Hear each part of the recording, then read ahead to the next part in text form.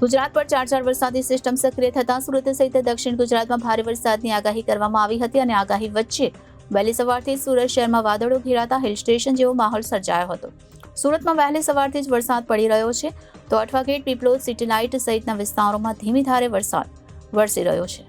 સુરત જિલ્લામાં ભારે વરસાદની આગાહીને લઈને એલર્ટ જાહેર કરવામાં આવ્યું હતું અને છેલ્લા ઘણા દિવસથી વરસાદે વિરામ લીધો હતો, જેને કારણે વાતાવરણમાં બફારાનું પ્રમાણ સૌથી વધુ જોવા મળ્યું હતું. પરંતુ જે રીતે વરસાદ વરસી રહ્યો છે તેને લઈને સુરતી લાલાઓમાં ખુશીની લહેર જોવા મળી રહી છે. તો બીજી તરફ જોવા જઈએ તો ખેડૂતોમાં પણ ખુશીની લહેર જોવા મળી રહી છે.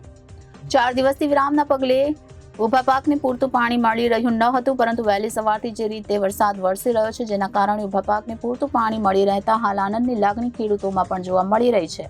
તો બીજી તરફ નોકરિયાત વર્ગ અને વિદ્યાર્થીઓને વરસાદના કારણે હાલાકીનો સામનો પણ કરવો પડી રહ્યો હતો. આમ ગુજરાતમાં ચાર વરસાદી સિસ્ટમ સક્રિય થતાં સુરત સહિત દક્ષિણ ગુજરાતમાં ભારે વરસાદની આગાહી કરવામાં આવી હતી અને આગાહી વચ્ચે વહેલી સવારથી જ સુરત શહેરમાં વાદળો ઘેરાતા હિલ સ્ટેશન જેવો માહોલ સર્જાયો હતો. તો સુરતમાં વહેલી સવારથી જ વરસાદ પડી રહ્યો છે, જેમાં Athwa Gate, Piplod, City Light સહિતના વિસ્તારોમાં ધીમી ધારે વરસાદ પડી રહ્યો છે. આમ સુરતમાં આજે વહેલી સવારથી રીમઝીમ વરસાદ વરસ્યો હતો.